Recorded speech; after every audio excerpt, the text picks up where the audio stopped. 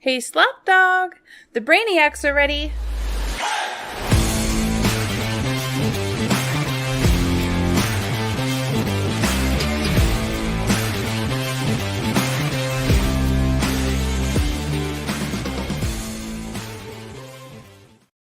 Welcome into Leather Brains. Your host here, Slapdog. Today being October 16th, the end of week 6, just about. Still got a Monday game, so can't give any rehash on that, but what we are going to do today is give a rehash on a lot of the narratives and storylines behind week 6. I am joined here today by Scotty Del Rey. We're glad to see that you flew home safely. You missed last week, and it's great to have you here today. Yeah, it's good to not be on an airplane anymore, which is, I think, I'm not afraid of flying, but flying is one of the most annoying things to do. I fucking hate going through airports. I hate sitting on planes. I got the middle seat on all of my flights. Yeah. It was terrible. So I'm glad to be back as well. I'm glad that you are back. Unfortunately, Alan is not with us today. He is facing some sickness, some illness, so best wishes. Hope you get well soon. And I think before we started today, you said you wanted to get silly, Scotty. You wanted to get silly today. So I think we should get silly. As I mentioned, we are covering week 6 and all the narratives that have already happened for this week as far as the games are concerned. So we're going to be talking about that. We've got our MVP, studs and duds that we've brought to the table. We've got Brainbusters, waiver wire ads. This is the Bye-Pocalypse week, so it's a very unfortunate week for a lot of yeah, I know, disgusting, terrible for fantasy football players. But we're going to talk about it. We're going to bring some content and some ideas to the table for all of you Brainiacs out there. So let's just kick it off with the Leather Brains MVP of the week, Scotty. Yes, the Leather Brains MVP of the week, which is, by the way, brought to you by Prime Society. Luxury leather bags, backpacks, and accessories. So join elite athletes like Tyreek Hill. Do you know they got to deal with Tyreek Hill? They got pictures of him. They got a whole subset of accessories with Tyreek Hill's classic peace sign. So join athletes like Tyreek Hill and Klay Thompson by checking out primesociety.com and shopping their luxury bags, luggage, and accessories. Whether you're looking for the perfect high-quality gift that won't break the bank or you want to turn heads with the swagger of a pro athlete, Prime Society is your answer. Your fantasy MVP helped you secure the bag in your league, so make sure you secure the bag with primesociety.com. Use promo code LBZ20, to get 20% off your order today at primesociety.com. Again, LBZ20 to get 20% off today. And your Leather Brains MVP of the week is Raheem Mostert. 115 yards rushing, 2 touchdowns, 3 receptions, 17 yards, and another touchdown. This guy can't be stopped. Yeah, he definitely helped a lot of fantasy players out there get the bag this week. He was an instant plug and play. We all knew that. Without Devon A-Chain on the field, he wasn't going to, he didn't have as much competition, and obviously it showed. So congratulations to anybody who had Raheem Mostert this week. He helped you get the bag. And Prime Society is here to do the same for you without fantasy football involved. So if you were looking for high-quality leather goods, go check out primesociety.com and use LBZ20. They have a lot of different leather. They don't have perverted stuff, though. Yeah, no, not chains and whips. But they've got oh god, they have wallets, luggage, and a lot of other high-end luxury goods. So go check them out. They are a great product to have. All right, Scotty, you ready to go ahead and start out with our studs and duds? To bring some things to say. You want to go first? Yeah, let me do it. You want to start out negative or positive? Let's go studs. Bring us your stud of the week, my friend. Yeah, you're just avoiding what's coming with the duds. I just know it. My stud of the week is having an empty house on Sundays. Obviously not directly fantasy related, but holy God, if you're by yourself watching Red Zone on Sundays, it is bliss. There is literally nothing better in life. I was just sitting on my couch by myself enjoying football, and man, I haven't had that opportunity in a long time. I have not appreciated it for what it is. It was incredible. You know what I wonder is a fantasy and NFL connoisseur of sorts. What I would be curious to know is I've moved away from all of my friends, so I no longer live in a timely distance where we could meet up. But like if we were all still in the same vicinity, is Sundays just a dedicated day where we all just get together and we're just smoking meats and just being absolute human garbage? Like, because that's where I'm at. I just do it alone. Yeah, no, 100%. But we're pushing 30 now. Like we're getting a little bit older. Going out on Saturdays is not as appealing.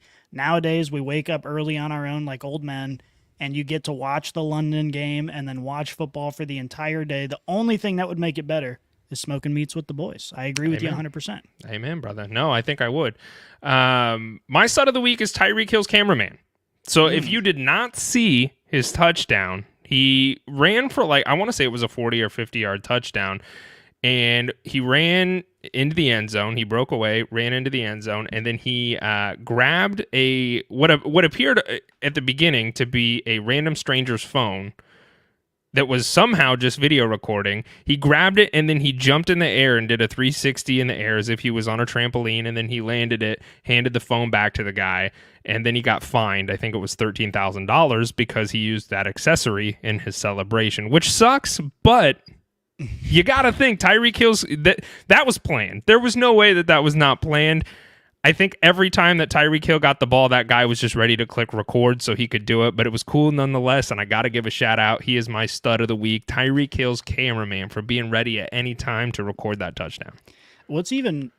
Honestly, Tyreek Hill might be the bigger stud in this situation because just a little bit ago, I think not too long ago, he was fined over $10,000 for throwing up his peace sign, and he said, fuck it. I'm gonna go even bigger. You can find me for as much money as you want. I'm a millionaire. I'm gonna do a backflip. Yeah. What's the over under on how much he got fined for a peace sign for taunting? $10,000. What's the over under on what he's getting fined for this? I'm gonna say 13,000. I'm gonna put it right at 13 because I think that's what it is. I'm not sure. All right, I'm going to go over. I think it's going to be closer to 15 to 20. I think they're going to try and make a statement, which I don't know how this really works. Is it just arbitrary? They just decide, $10,000 here. I don't know. Understand how they decide. You got to think for some players, that's actually, that is a lot of money. Don't get me wrong, but it just seems silly. Let the man do a cartwheel or a backflip. I'm fine with it. It's an entertainment industry. Let him be entertaining. Let him run around and do crazy shit. It's Tyreek Hill. Yeah. He is entertaining in and of himself. Alan's not here, but he did bring a stud this week. Our buddy Joel getting laid. Congratulations, Joel. Yeah, Joel. He got laid because his wife is a Browns fan, and they won this week. So congratulations, my friend. I know that it was being married to a Browns fan has got to be kind of a difficult thing because you never know what's going to happen.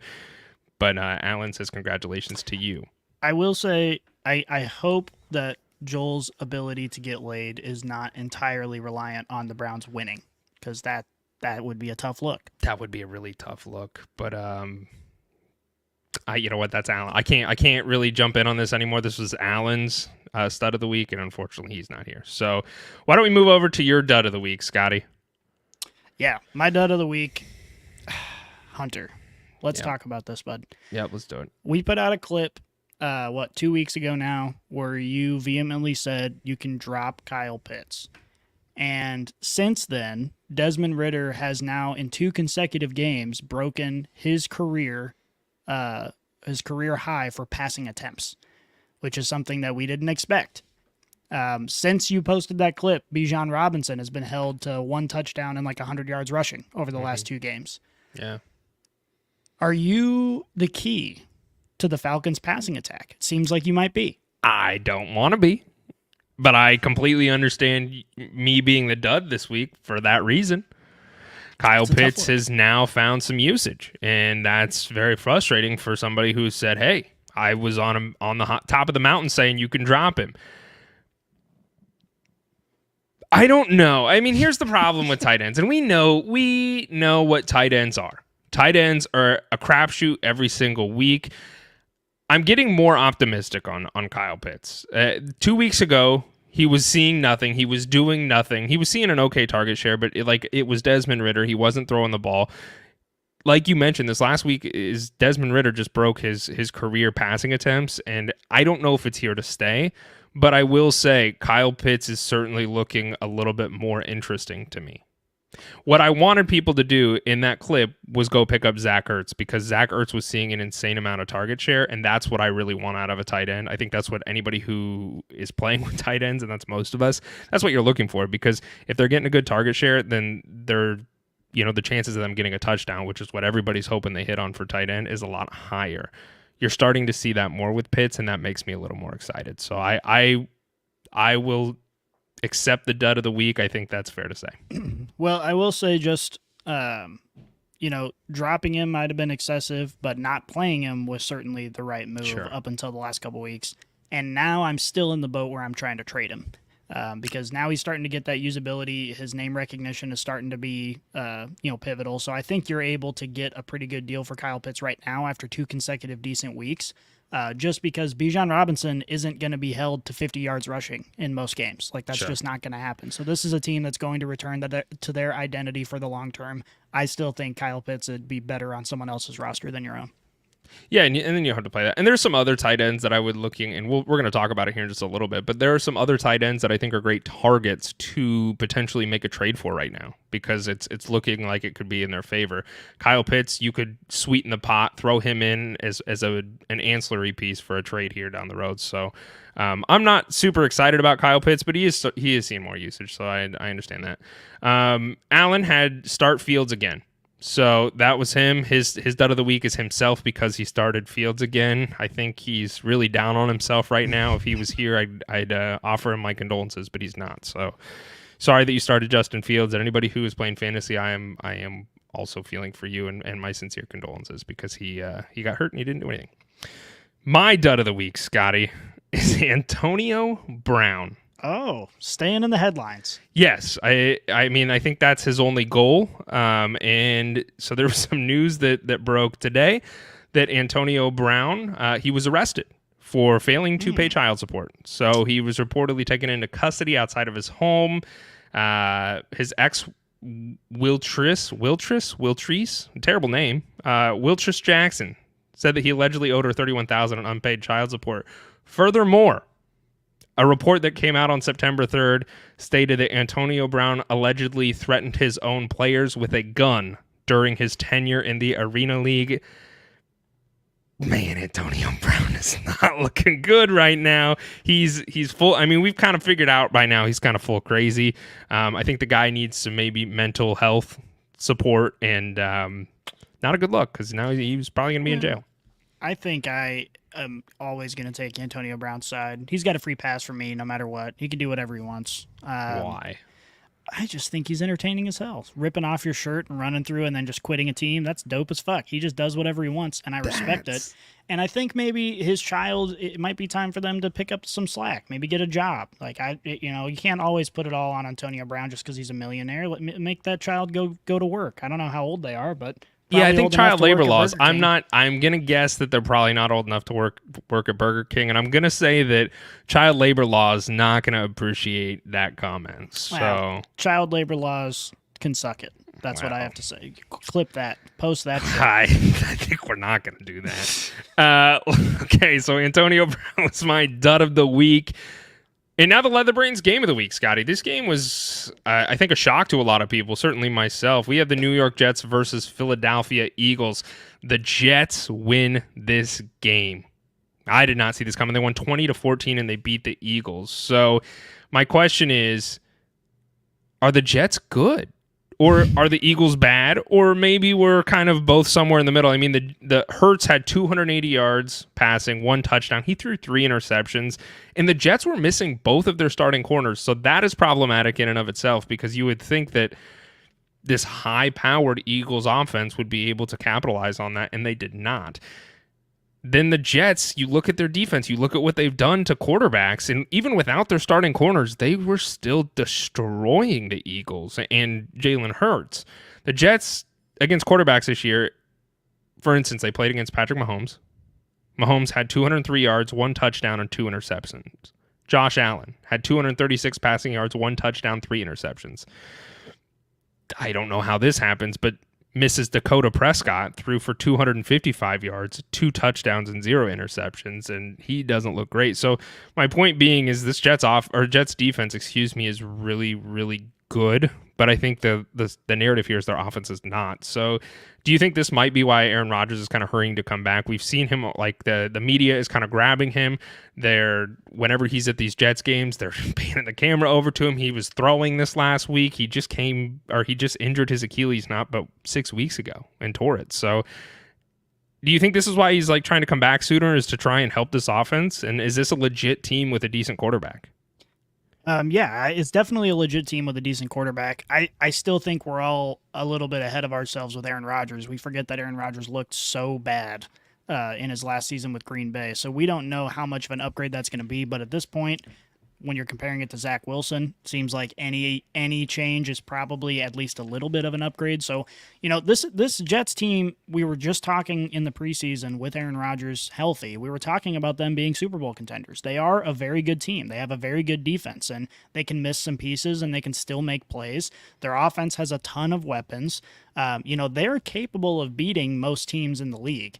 It's just depending on, how many turnovers Zach Wilson has, or if he completely kills their offense, or if their defense plays as well as they can. I mean, we as you mentioned, have seen them play well against good offenses. With that said, Patrick Mahomes has, not a lot of weapons to throw to. We've seen that offense look a little bit dilapidated. Josh Allen, it just depends on which Josh Allen shows up, because they look unbeatable for the Bills in some weeks, and other weeks it just seems like Josh Allen is determined to hand the game to the other team. So I think we need a little bit more sample going forward before we make a determination on the Jets. But if they are going to be a playoff team, or if they're going to be vying for a playoff spot, it's going to be at the hands of that defense for sure. As far as Rodgers coming back, I'm still skeptical that he makes that return. I mean, the Achilles at his age is just such a tough injury to deal with, and if he injures it again, if he goes J.K. Dobbins on us, he's going to be done forever. Like, you're not going to be able to come back from that multiple times. So I personally don't necessarily see him coming back unless they somehow make it to the playoffs and they need him, I guess. Do you think, this is a hypothetical because obviously we're not going to know this answer, but do you think that if Aaron Rodgers had not gotten hurt, that this Jets team right now is a Super Bowl favorite? Super Bowl favorite seems tough. I mean, obviously the 49ers, as we'll talk about, coming off this rough loss, but they still look like they could beat anybody in the league. So I don't know if I'd call them a favorite. And like I said, we don't know which Aaron Rodgers we're getting in New York, because over his last few seasons in Green Bay, his age looked like it really caught up to him. He's not nearly as mobile, not able to make those plays like he was in his prime. So I think it all just kind of depends. We don't know. We just don't know. And I don't think they'd be a Super Bowl favorite either way. I'm going to say yes. I'm going to ride that bandwagon and that narrative, because I did it at the beginning of the season too. But, while we were in preseason conversation, that's where I was at, is I really did think this Jets team was a Super Bowl contending team. I said that they were going to win the conference. Obviously, that was well before the fourth play of the Jets offense in that week 1 game when he did tear his Achilles, and I think that really has made all the difference. We saw the Jets last year. They needed a quarterback. Aaron Rodgers brings that veteran quarterback to the table that they were looking for, and while he did not look great with Green Bay, I still think he's got a lot of juice left in the tank and is certainly an upgrade from Zach Wilson. So I would say yes in that instance, but like I said, it's a hypothetical, and we will not know. But what I do know is that I am going to have to agree with our one of our team members, Matthew Kahn, in his take that we posted a couple weeks ago about the Eagles. Jalen Hurts does not look good. Jalen Hurts has not looked great at all. I didn't touch on it last week. He got a lot of smoke on Twitter for it when we posted a picture of his quote, but I think that he's correct. And I have to tip my hat to him, because Jalen Hurts has not looked good. Mm-hmm. I expected, especially with these corners being gone, I expected Jalen Hurts to do very well. And he's really has looked lackluster from the offensive standpoint. I think there's a couple things that I'm curious as to your thoughts on this, but I think there's a couple takeaways from this. The Eagles have shown that they want to run a different offense this year. If you look at what they're doing with DeAndre Swift, they really weren't running the ball as effectively these last few years. They were really putting an emphasis and a focus on kind of that Patrick Mahomes-esque offense, where they want a dual threat quarterback who can run the ball but also sling it really well. And this year they're running the ball quite a bit. I think part of the issue is that we're seeing a difference in an offensive coordinator. Shane Steichen is not with the Eagles anymore. They have a different OC, and intrinsically this offense is going to look different. But I have to say, I have not seen Jalen Hurts. I have not seen the same Jalen Hurts that I did last year, and I think that is worth noting.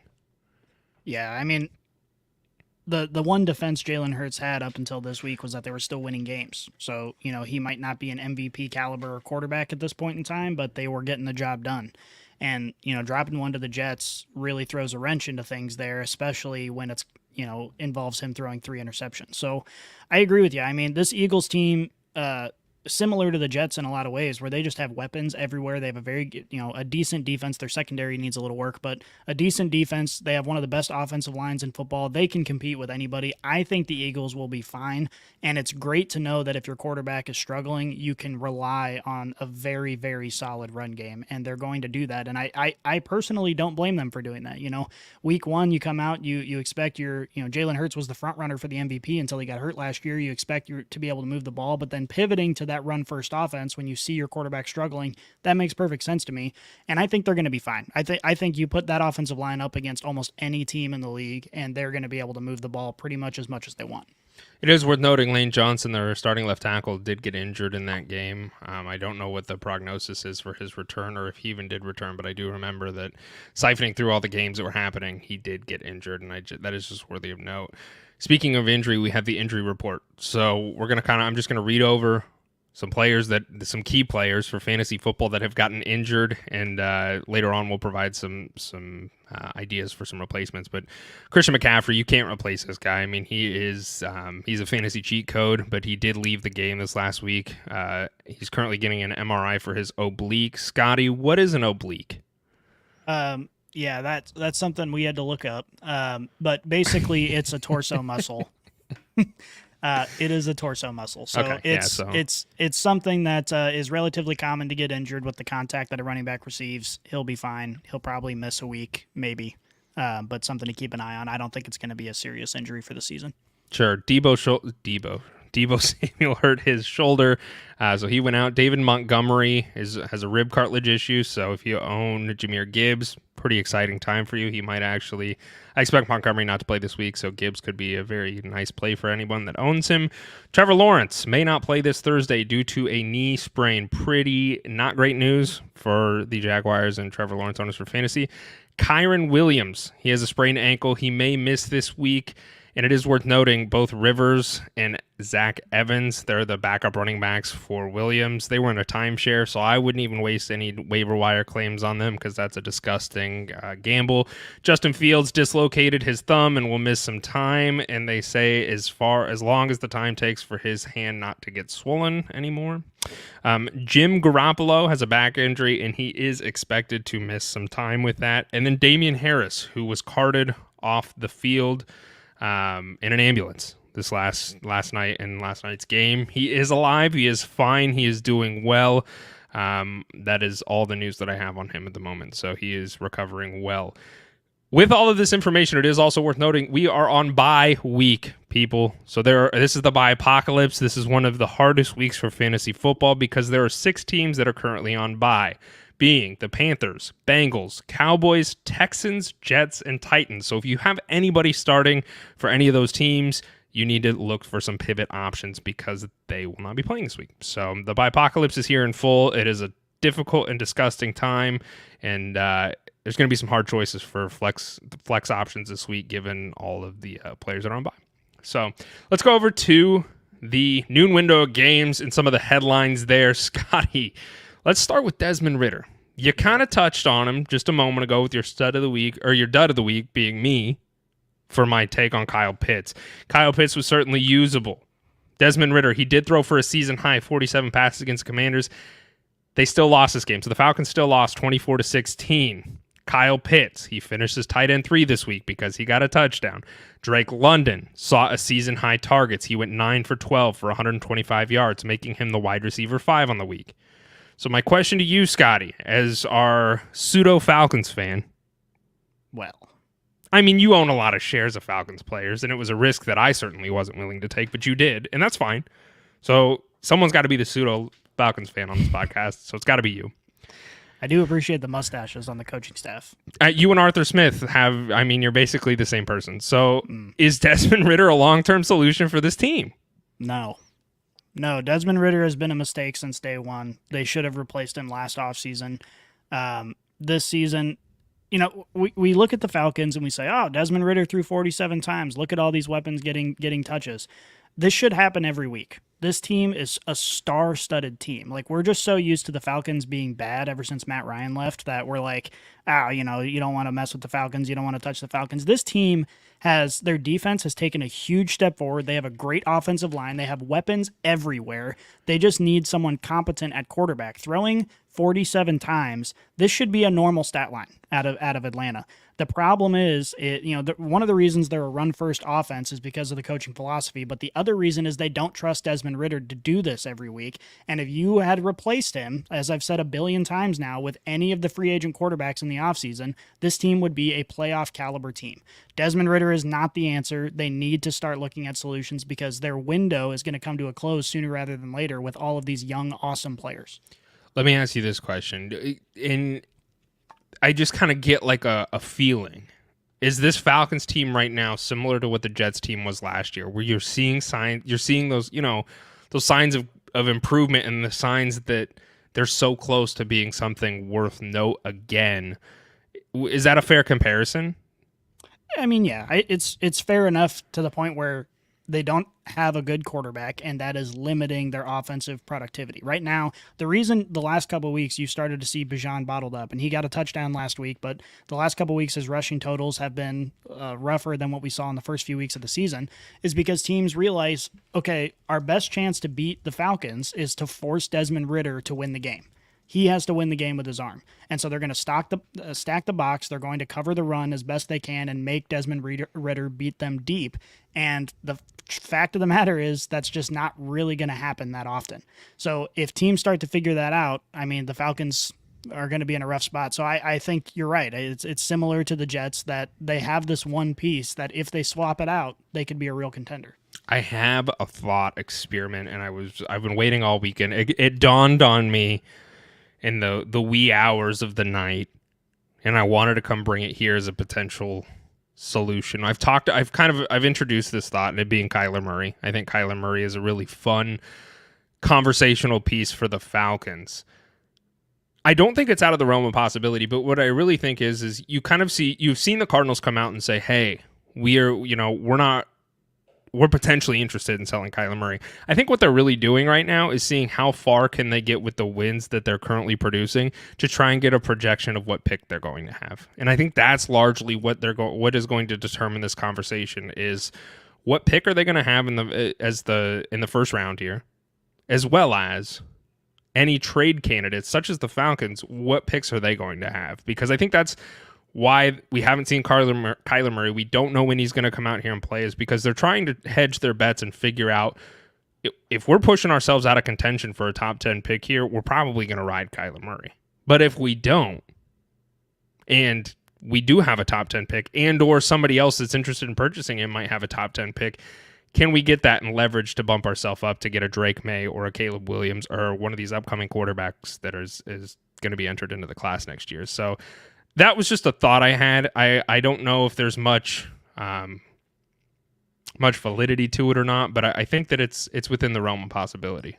Yeah, I think the Kyler Murray contract is just going to make it tough, no matter what. I don't think so, though. And the reason I don't is because you look at Daniel Jones. You can't tell me that Kyler Murray is not a better quarterback than Daniel Jones from a physical aspect. Right, but look at the result of that decision. I think Sure. I think teams are going to see that and say, well, we don't want to be those guys. We don't want to pay a quarterback that we don't really know if he's the right answer, all this money, when you can go find someone who is, more experienced than Desmond Ridder and capable of, a Jim Garoppolo prototype is what the Falcons need. They need someone who is competent enough to be a game manager and distribute the ball in short distances to the playmakers. That's what they need. That's all they need. Although I think Kyler Murray could do that. I think so too, but the price tag is the difference maker there, where you can go get a game manager for a lot cheaper than Kyler Murray, who's making a bunch of money sitting on the bench. The other thing about the Cardinals, since you brought it up, I think they might be the tanking champions.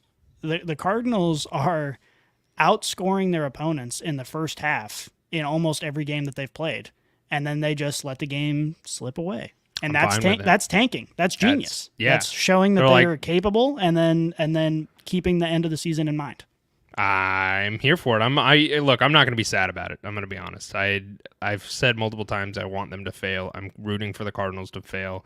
Let's move on as a franchise. So, speaking of moving on from a franchise, Kirk Cousins is here to stay, Scotty. He has come out and stated that he is not looking to waive his no trade clause, so he will be with the Vikings for the rest of the season, at least at this current juncture. So the next part of this conversation becomes, there was some floating rumors that perhaps Kirk will leave, and then what do you do with all of this offense? What do you do with Kirk Cousins? He's here to stay, but can we start him without Justin Jefferson? The Vikings won against the Bears 19-13, which this is a divisional game. They're typically tougher, but this is not a great look for the Vikings, who have really been struggling all season long. And without Justin Jefferson, I think this makes it that much harder, I guess, is much more difficult for them to kind of have someone to rely on. So can we still start Kirk Cousins for fantasy football? Because I think with Justin Jefferson, we could. Yeah, I mean, he's been slinging it all over the field. He's through the first 4 weeks of the season, he was playing like an MVP quarterback, where the defense was letting the team down, but as far as offensive productions, Kirk Cousins was getting it done. The problem is that in most leagues, when you're playing with 10 players or 12 players and a one quarterback league, there are just too many options at quarterback to take a gamble. All right, I said the same thing about Joe Burrow when he was in his slump.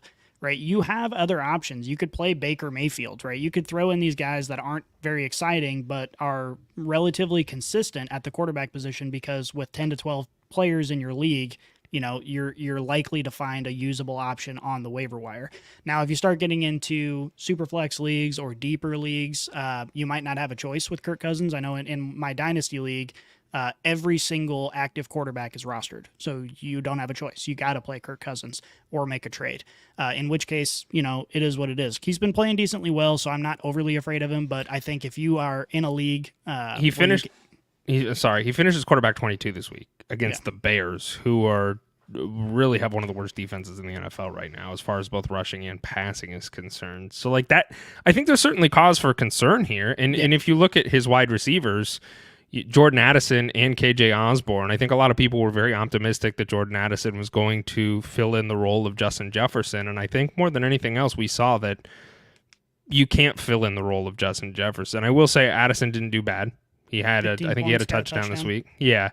But both him and KJ Osborne saw 5 targets this last week. And in fact, TJ Hawkinson was the breadwinner for this team, seeing 8 targets. So from a target share perspective, it would seem that without the deep threat that is Justin Jefferson, Hawkinson might be the best guy to own on this offense at this point. And this is where I really want to hone in. If you own Kyle Pitts, perhaps you try and you pair Pitts up with someone else and make a trade for TJ Hawkinson. And I don't know if that's fair to say, because we could be jumping the gun here, and this is just a 1 week outlier, but Hawkinson's not a bad own regardless.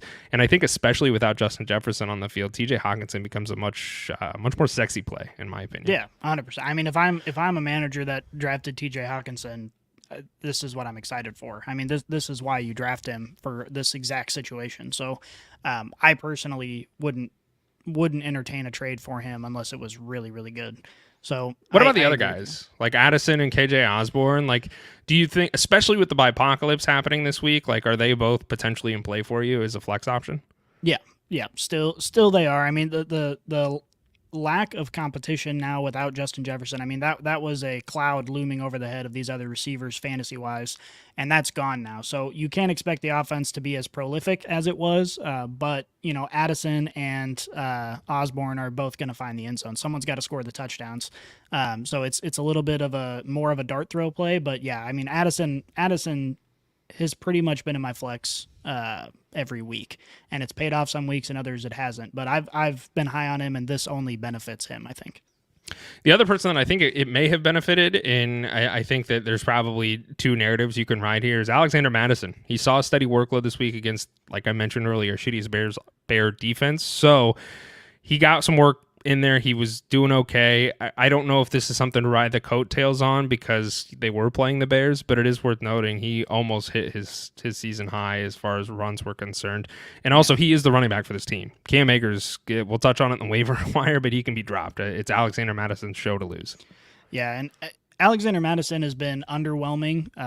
We knew that coming in with the bell cow role, we haven't really seen him in that role for multiple games. He's been more of the relief guy for Dalvin Cook in the recent past.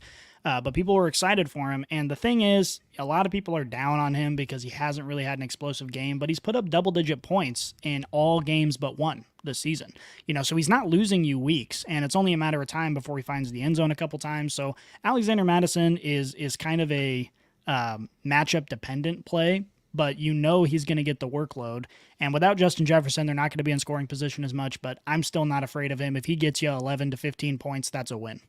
He is currently RB20 on the year for standard, or if for all of you that are playing PPR, as you should be, he is currently RB17. So he's a very usable RB2, and that's probably where you drafted him at anyway. So I think it's fair to say. And that's all I got on Kirk and Jefferson there. Yeah, let's talk about the Ravens for a second because, fantasy football aside, the Ravens have been interesting this year. I think they have, I can't remember who they're playing week 7, but they've got an interesting matchup that's going to be kind of a telltale sign for how good this Ravens team is. Yeah, the Lions. Yep. So that'll be a tough matchup, and it'll be interesting to see how this offense performs. But you watch them on the field, and they've got so much potential. Like, Lamar Jackson, former MVP, obviously can get it done. They've got explosive pass catchers. Their defense is always relatively solid. My question is, where do we expect this Ravens team to finish by the end of the season? They're 4-2 right now, but they've looked like they could have lost a lot of those games. They haven't really won in that definitive fashion that you want to see from a potentially high caliber team. So where do they end up? Is this a playoff team? Is this a team that's going to be vying for that wild card spot? They have a tough end of season, but right now they're kind of in that bread and butter mode for me. They play the Lions this week, and I do expect them to lose. But aside from that, they play the Cardinals, Seahawks. The Browns are fun. And then they got Bengals, Chargers. To finish the season, though, they have Rams, Jacksonville, 49ers, Miami, and then Pitt. So I think this is a wild card team for me. This is kind of how I look at it. I think they're probably going to the playoffs, and rightfully so. They should go to the playoffs. But as you mentioned, they really haven't put it together all at once. I haven't seen that from them this year, and I'm still waiting. Because as you said, and I agree with you completely, this Ravens team has a lot of talent, and you see it on the field, and you see what is like you can see it there. It just, they haven't proven it yet, I guess, is really how to explain it. I've seen this wide receiver group and Mark Andrews, of course, dropping balls. I've seen them drop a lot of balls that are it's a very frustrating thing. And then the other thing of concern is Zay Flowers is great, but OBJ is getting old. Can he still continue to stretch the field and be a deep threat for him? And that's kind of a hit and miss conversation. I will say this, as somebody who has been a vehement hater of Lamar Jackson and his abilities, I am impressed with Lamar Jackson. I really am. I think I've seen him throw the ball with a lot more accuracy than I have over years past. The only problem for him is his people just aren't catching it, and I can't blame him for that. So I just haven't seen everything all put together. I have not seen them play a healthy 4 quarters all at once and really take the strides forward necessary to be a Super Bowl contending team. I don't see it this year. I don't. And that's just my opinion. But I do think that they'll make the playoffs here, and it'll get interesting. Yeah, I think so too. We got to talk about Tyreek Hill again here. Obviously, we talked about his cameraman. We talked about his running back and Raheem Mostert winning the MVP of the week. Tyreek Hill, he's kind of in an unfortunate spot because he could have the season of a lifetime, and all that means is that Tua is going to get the MVP. So he's not basically in line for that. But he is right now on pace to have over 2,300 yards receiving by the end of the season. That would destroy the NFL record, which I think was Megatron, which had just under 2,000. He's averaging 135 yards per game, and he's just a couple games away. I think he's like 180 yards away from hitting 1,000 yards, and we're in week 6. Stupid. Tyreek Hill is clearly a fantasy cheat code. I think he might be, in terms of, especially from a fantasy perspective, he's the best wide receiver in the league right now. And I think from an on-field perspective, he's in that conversation still. He's not as young as he once was, but you wouldn't be able to tell that by watching him play on Sundays. He's as good once as he ever was. Tyreek Hill is not a human being. Like, I mean, it just goes to show that speed kills, and he's still killing it. Like, you had some of those concerns of for fantasy football players anyway, especially in dynasty formats. Like, he'd come out and said, like, I don't want to play in the league a whole much longer. I want to be a porn star. And which, like, dude, I think all of us maybe want to be porn stars a little bit. So I get it. But I just don't understand how you can't root for this guy right now for fantasy purposes. Like, I mean, and to sit there and say that Tua's probably going to get the MVP. Honest to God, Tua looks really good. And I can't sit there and say he doesn't deserve that, because the way he's playing right now, he's getting it done. If you took Desmond Ridder, for example, who we just talked about, and you put him as the quarterback for this Dolphins team, we're not sitting here talking about Tyreek Hill is not a human being. So you have to, they coincide with each other, right? Like, Tua is doing a tremendous job. He's looking great. And also Tyreek Hill is just getting it done with that yak, the yards after the catch. He gets the ball in his hands. He's electric. And he is a human cheat code for fantasy football. He's just like CMC, but in the wide receiver form right now. So if you have him, you got to be so happy. I'm rooting for him. I want him to break the record. I think it would be a really awesome thing to do. And if you have, I don't know if you had the opportunity to watch the 10-minute video clip by Mike McDaniels. Did you have a chance to? Really cool. This is just an ancillary thing that I wanted to touch on. If you haven't seen it yet, just Google Mike McDaniels interview for head coach. And it is such a cool story. It takes 10 minutes. And I will say it was a really cool piece. And it talked about him and his struggles that he went through to get to where he's at now. And the Dolphins are making a lot of noise. So it's really cool, man. It's kind of a weird spot, because normally when there's a team that is just destroying all the other teams, they tend to bring up a lot of haters. Like, they don't want to see other teams win, so you get mad at them. But there's not a single person on the Dolphins roster, I don't think, that is worthy of any hatred. I mean, you got the good storyline of Devon Achane coming in. You've got Raheem Mostert, who's like 1 billion years old and still killing it. You've got Tyreek Hill breaking records left and right. Jalen Waddle comes back from injury, kills it right away. Tua's avoiding concussion, death, and dominating the league. Like, it's just the Dolphins organization right now is just the epitome of good football, and it's exciting to watch. It is. And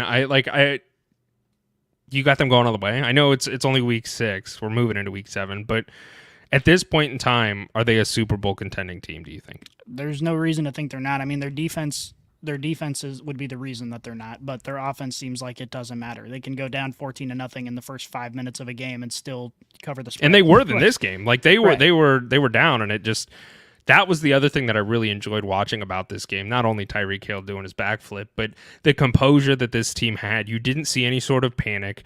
You just saw them, let's get down to work. Let's do what we always do. Let's brush everything aside and the mistakes we've made and the abilities that we have, or the ability to not put that pressure on ourselves, and they didn't, and they certainly excelled for that reason. It's probably pretty easy to avoid putting pressure on yourself when you know you can put up 70 points if you want. So it's like, yeah, we can go down by 30 and the game's not over. The game's never over.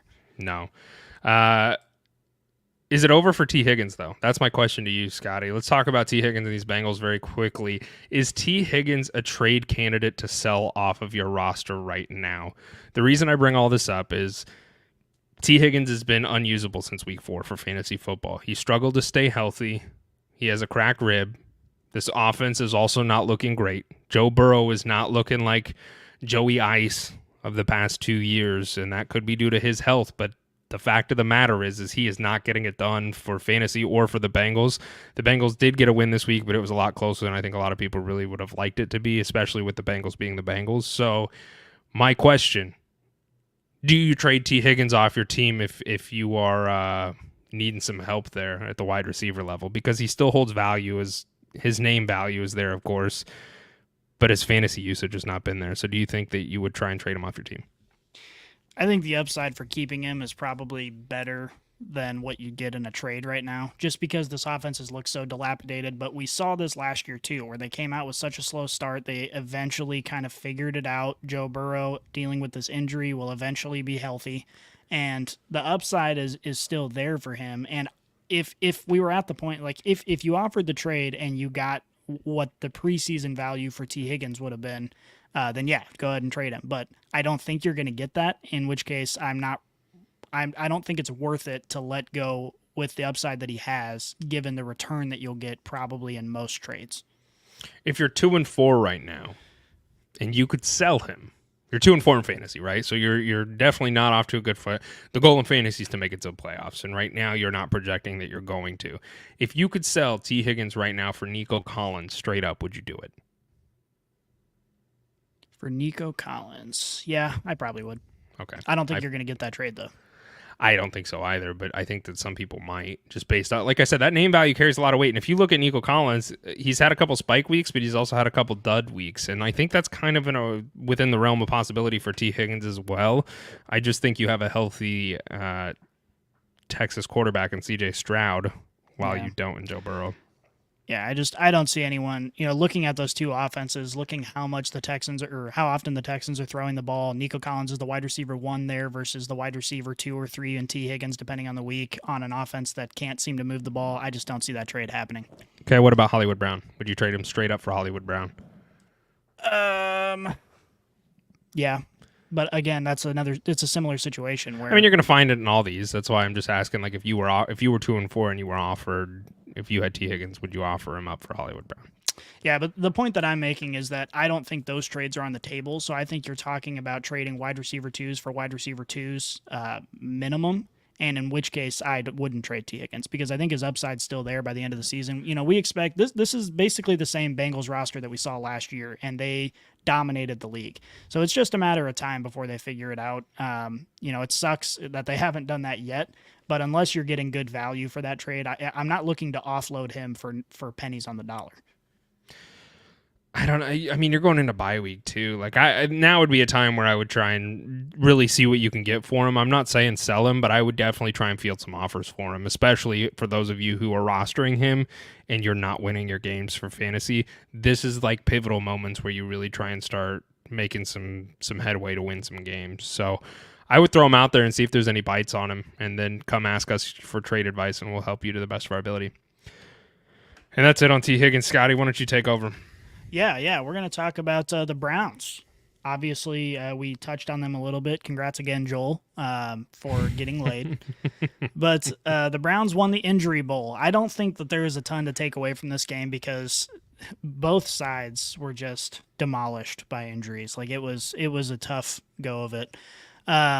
I think Browns fans would argue with you that there is something to take away, and that's and I don't blame them for saying that at all. I mean, obviously, it's a game that they did not expect to win, and they came out and did it. And the Browns' defense is legit, man. Like, they can keep them in most games, which it brings up an interesting question with Deshaun Watson, because we were talking about how this Browns team could be really good. They've got a lot of weapons. If Deshaun Watson looks like his old self, are we at the point now with how good this Browns defense is that Deshaun Watson doesn't even have to look like his old self? He's just got to stay healthy and not throw a bunch of interceptions, and they could be competitive in most games. I am in the camp of this. So you look at it like this. The Browns rushing, they have the number 1 defense for rushing. They are allowing the least amount of rushing yards per game by almost 40 yards. So, like, by a little over 40 yards, in fact. So, like, their rushing defense is incredible. Their passing defense is number 4.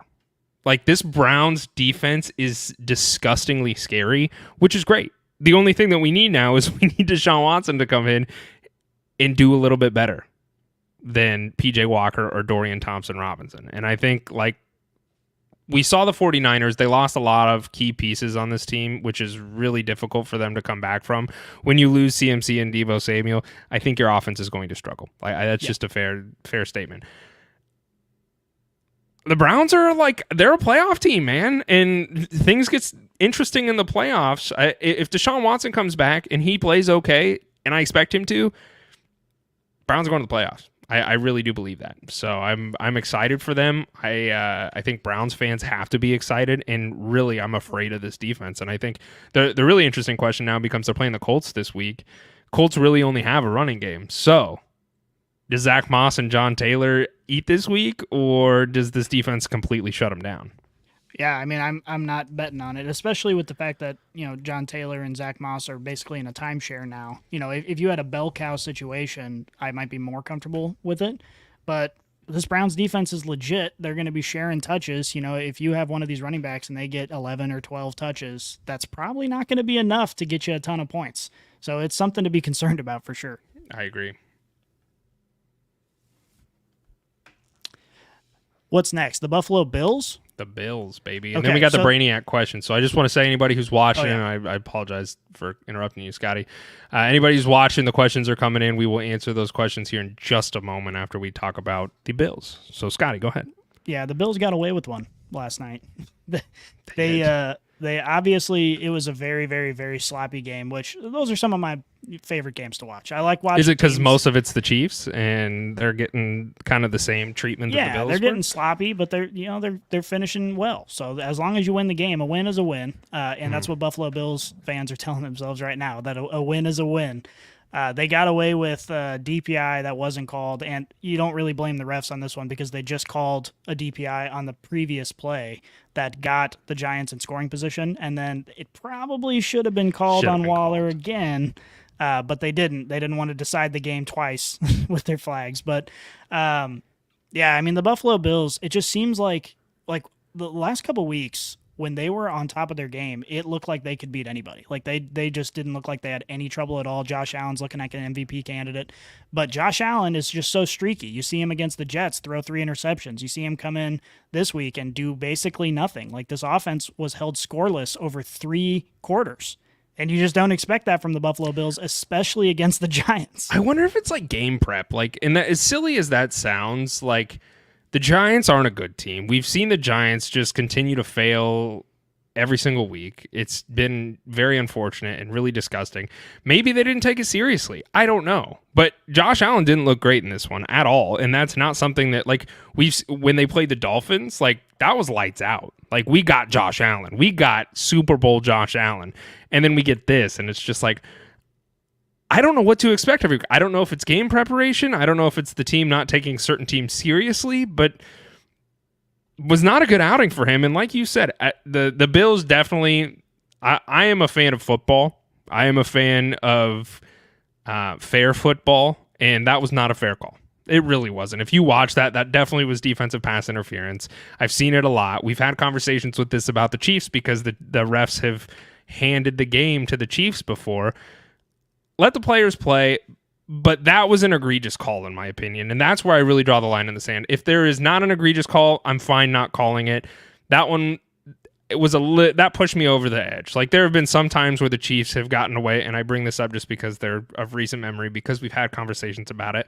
But It's fucked up, bro. well, it's just there are some times when the refs call things that are not egregious, and I don't agree with. In this instance, I think it should have been called, and I think the Bills should be really happy that they got away with a win here because it wasn't going to be the case.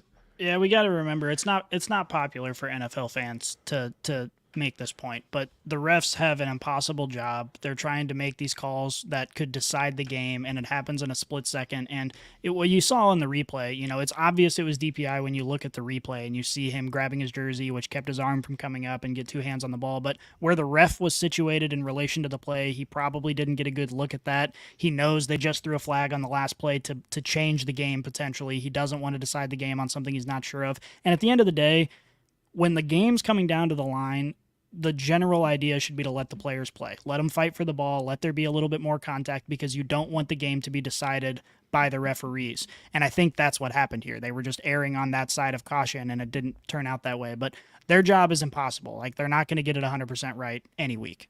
Yeah, the other thing I do have a note before we get over to our Brainbusters is Tyrod Taylor. I don't know if did you get the opportunity to watch this game? Because right before halftime, there was one of the stupidest things I think I've ever seen. I'm not a coach. I'm not an NFL coach. I'm not even a high school football coach. But I play Madden. I know how the rules work. And there's 10 seconds left on the clock. The Giants don't have any timeouts. They're on the 1-yard line. And you see Tyrod Taylor do this. And if you're not watching live, he's tapping his helmet. So he changed the play at the line. Presumptually was a pass play because if he throws an incomplete pass, they still have another opportunity. He can probably kick a field goal or could do something else to try and go for the touchdown. Instead, he changes the play to a run play. 10 seconds left, no timeouts, hands the ball to Saquon Barkley. Saquon Barkley gets stuffed. Defensive players are just holding Saquon Barkley down so they can run the clock out. Clock runs out, halftime. Mm-hmm. And you see Brian Dable went absolutely nuclear on the sideline, is screaming at his offensive coordinator. Tyrod did come out at the end of the game and say, hey, that was my fault. But what are you doing? I was sitting there on the couch and I'm like, what the hell are you doing? Like, I play Madden and I know that that's not what you do there. So for a starting NFL quarterback, starting with an asterisk because he started the game, but like as an NFL quarterback, you have to have enough game awareness to know that you potentially just costed the Giants that game. Yeah, he did cost the Giants the game. Part of it is, I'm being real sympathetic this episode. I'm going to sympathize with Tyrod Taylor a little bit. God. You know that when they line up on the goal line like that, they have a play in mind, but they also have a check. So they have the opportunity to change the play, and that's the case with every play that they run. Every time an offense lines up, they have the ability to check to different plays. And you know that given certain looks, you want to check to handing Saquon the ball. Yes. Obviously, it's a stupid decision, right? You can't make that check, but I do think that you get into a little bit of a rhythm, right? You know, at practice, every single day at practice, you're saying, okay, we're going to run this play. If we get this look, we check to this play. You know, you have Saquon Barkley, who is one of the best running backs in the league, on the 1 yard line. What are the odds? What are the odds he gets tackled? Obviously a stupid call. You can't make that decision, but it's easy to understand where his mind was in that moment, where he's like, okay, we got this look, give the ball to Saquon. But it's tough. And especially with the way that game ended, where a field goal would have given them the lead. If they had made a field goal before the end of the half, it was a tough decision, a tough mistake to make. I'm a Tyrod Taylor fan. It makes me sad to see him in pain. It makes me sad to see that the Giants could have potentially handed the Bills a sweet loss. So play more Madden, I guess, is my solution to your problem, Mr. Taylor, because that was a complete failure. That is Call of Duty. Okay, let's pivot over to what I think a lot of people have been waiting for. Let's get over to our question, Scotty. Here's the mail, it never fails. It makes me want to wag my tail. When it comes, I want to wail. Mail! Hell yeah, you're nodding your head. I know that I freaking nailed that one. It felt great. And our first question comes from @Jason Quinn 1992. Appreciate the question, my friend. He says, would you drop Tyler Algier for Craig Reynolds, Zach Evans, Royce Freeman, or Jordan Mason in a half PPR league? No, I would not do any of that. Zach Evans, like I said at the beginning of the episode, they're on a timeshare for the Rams. God, I don't even know who Royce Freeman plays for right now. I didn't even know he was still in the league, to be honest with you. Yeah, I'm still maintaining. Rams, no. I'm still maintaining that Algier is a decent own. You see him on the field, and he is explosive.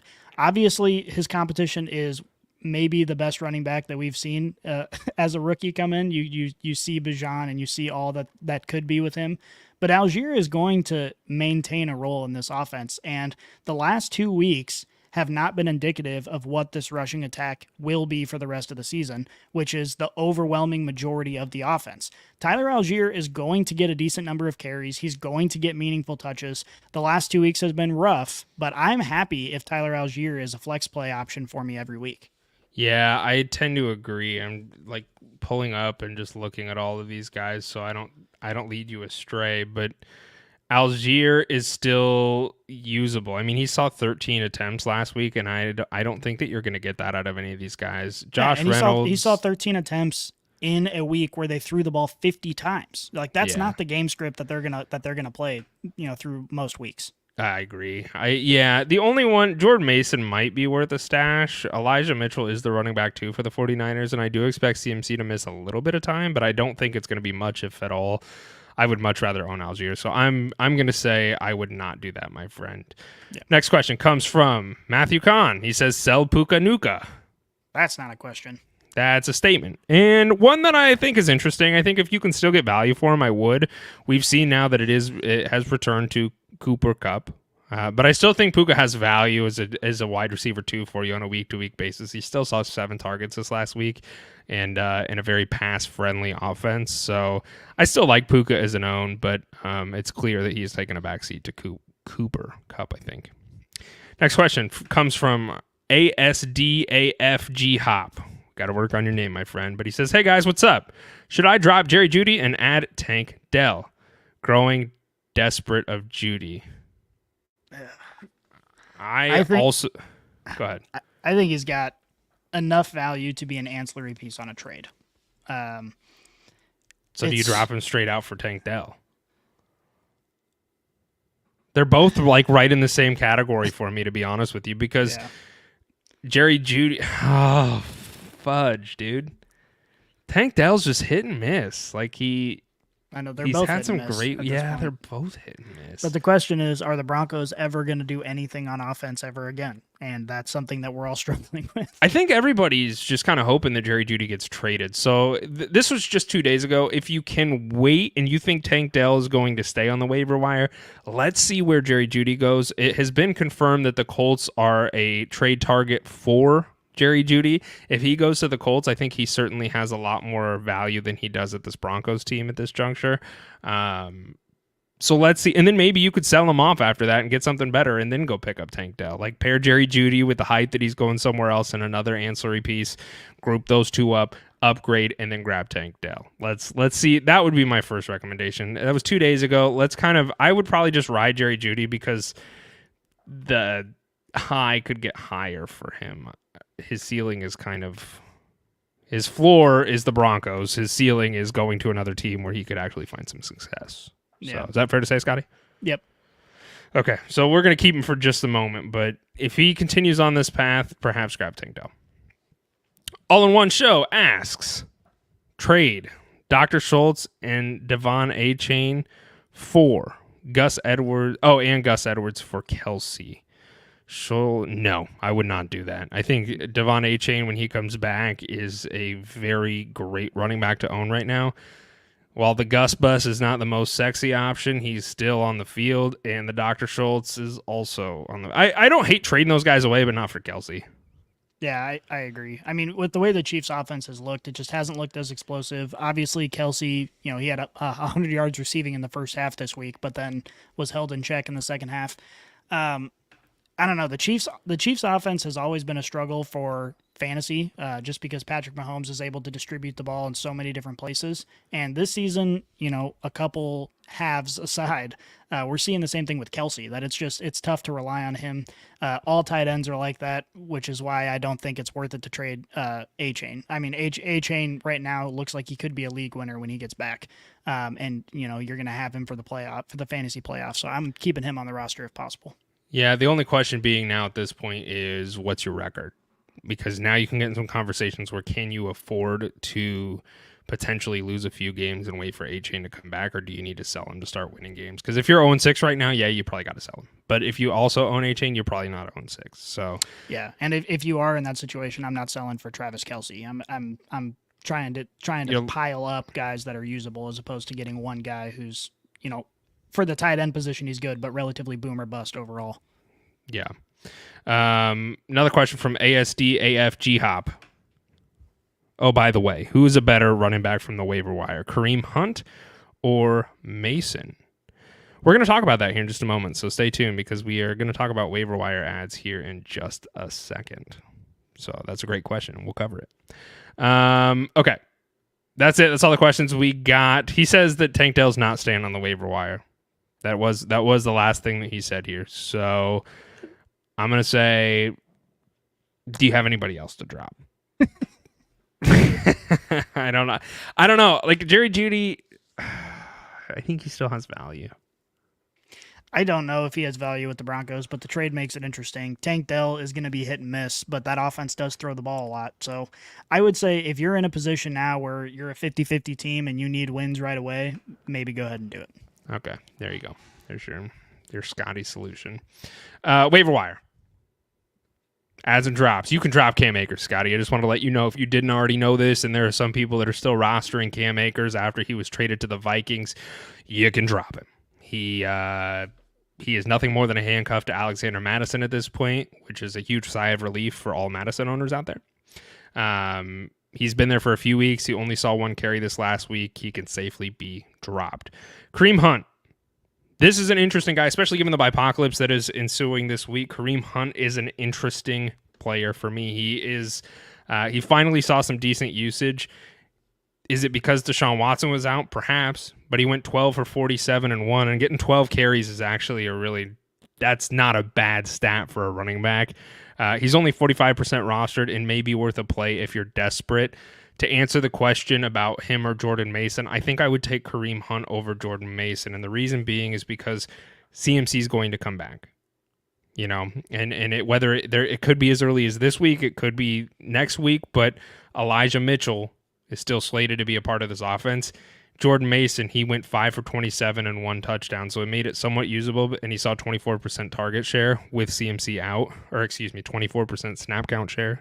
So I would prefer to have Kareem Hunt over Jordan Mason. I don't know if that's fair to say, Scotty. Yeah. I mean, if anything, just because the offense for the 49ers just has so many weapons and so many people who can score that if you're going to roster, or if you're going to start somebody like that who's going to see limited time on the field, you want him to be the guy when they get to the red zone, and you can't say that about the 49ers. Yeah, I mean, you can't. Amari DiMercato. I tried to warn everybody. Not everybody listened to me. I'm going to say most people probably didn't listen to me because they're still a little upset with me about my Kyle Pitts take. That's fine. I understand. But where I was right was Amari DiMercato was not going to be usable, and he was not usable. He is now 66% rostered. I told everybody don't grab him off the waiver wire because it's not going to matter. Some people did. Some people played him. He got you 2.2 points. Congratulations. He went 2 for 11, and then he went 1 for 1 in the air for 6 yards. This guy is not going to be used enough for viable fantasy points. Keontae Ingram and him were on about a 50-50% timeshare. I would suggest probably neither of them at this current juncture are going to fill the James Conner role. You can drop Amari DiMercato if you stashed him. On the flip side, KJ Osborne. He's somebody that, given this Bye-Pocalypse, I think he would be somebody I would be looking to get. He's only 72% rostered. He was tied with the wide receiver target share this last week, given it was only 5-5, so it was nothing sexy, and they were both out-targeted by TJ Hawkinson. I think with the disappearance of Justin Jefferson, he is a flex consideration for me, given that Kirk Cousins is going to throw the ball. Well, before you do, consider that the Vikings play the 49ers this week. Yes. Honestly, still not the end of the world. If you're going to attack the 49ers, through the air is the way to do it. They're going to have to throw the ball to stay in that game. So still not the end of the world, but and especially Bye-Pocalypse. You gotta make tough decisions. And that's I think the headlining news is because we're in a Bye-Pocalypse, you have to find some usable starters. So KJ Osborne, I think, is certainly within the realm of conversation for that. Another guy who's more of a dart throw guy. This is kind of gross, but it was fun. He got a touchdown this last week. Yes, is Jameson Williams for the Lions. As a pseudo Lions fan this season, I was very excited to finally see Jameson Williams involved in this offense, but it wasn't immense. He went 2 for 3 for 53 yards and a touchdown, and he was only on the field for 23% of snaps. So I'm not going to say start him, but I'm also not going to say drop him because I think that, this is his, second week back from suspension. I expect him to be more utilized in this offense as the season progresses. He is that deep threat that the Lions drafted him for in the first round last year. He just hasn't been on the field at all. So I do expect him to get more involved in this offense. Please don't drop him. I wouldn't start him unless you're in absolutely dire straits given the Bye-Pocalypse this week, however. Yeah, I mean, Jameson Williams, I expect him to be a usable fantasy option by the end of the season. Yes. We have to remember that this guy, when he first got into the NFL, was coming off a major injury. He didn't get a lot of playing time because of that. Then he got suspended. So he just hasn't had a lot of time. And when you're suspended by the NFL, correct me if I'm wrong here, but I'm pretty sure you're not even allowed to be at the team facility for a portion of that. So yeah. I'm not sure how much work he's had with this offense at all. So I think over time, Jameson Williams is going to become a integral part of this offense down the line, and I think he's going to be a usable fantasy asset. Yeah, I tend to agree with you there. He just hasn't really done it yet, but this is technically week 3. The other thing to consider is the Lions score points. I think they're on. Say it louder for the people in the back. Well, I want to say, I can't remember. I don't have it in front of me, but I think they might be on a streak of more than 20 points for like 15 games. Like, I think it's something pretty crazy that they're getting in scoring position and they're putting points on the board. So if you were able to roster one of those guys, you got to be happy with it. Let me see if I can find a stat here because I'm pretty sure I saw fun. It was a Jared Goff stat, which Jared Goff over his last 17 games, he's 391 of 578 completions. 4,473 passing yards, 29 touchdowns, and 4 interceptions. The Lions won 13. They went 13-4 in those games. So they're doing something right, man. They're doing something right. Danny Campbell knows what's up. Well, I won't go that far, but I will say, yes. So they have scored at least 20 points in 15 consecutive games. So if you have the opportunity to roster one of these guys, I mean, they're getting in scoring position a lot. Yeah, he just needs to be on the field more. That's where I have my concern. Even if he was, 23% snap count share was not great this week, but I do expect that to go up. So Jameson Williams, don't drop him. Maybe don't start him unless you're in dire straits given the Bye-Pocalypse. And last thing we got, Scotty, before we get the heck out of here. Monday Night Football predictions. So tonight we have the Kellen Moore Bowl, the Chargers versus the Cowboys. Who do you think is going to win this game? Chargers, bro. Yeah. I'm all in on the Chargers in this game. We're all Chargers fans this week because fuck Dallas. Fuck Dallas. Kellen Moore is awesome, and I want him to have success with his current team and not his old team. So I think that the Chargers obviously have their work cut out for them against this Dallas defense, but we'll see. This has potential for a shootout because the Chargers always have potential for a shootout, and the Chargers defense is garbage. So we could see some points scored here. Or I guess the other way is also true, where the Dallas defense shows up and the Dallas offense is so bad that it's like a 6-9 finish. So that could be. But Austin Eckler is going to be back this week, so he is off the IR and ready to play. And I expect the Chargers to win. And I really want them to win because fuck Dallas. And this is the Kellen Moore Bowl. So agreed. That's it, Scotty. Appreciate you doing this. Appreciate you being here today. And I appreciate this football talk that we had. But we have no more time. So go follow us on all the places. Go do all the things. Give us 5 stars on your platform. Give us a shout out to your friends. I mean, we do greatly appreciate it. We love doing this. And we appreciate all the continued support and the questions from you guys. This is an absolute blast. And we're going to get out of here. Let's go. We are out.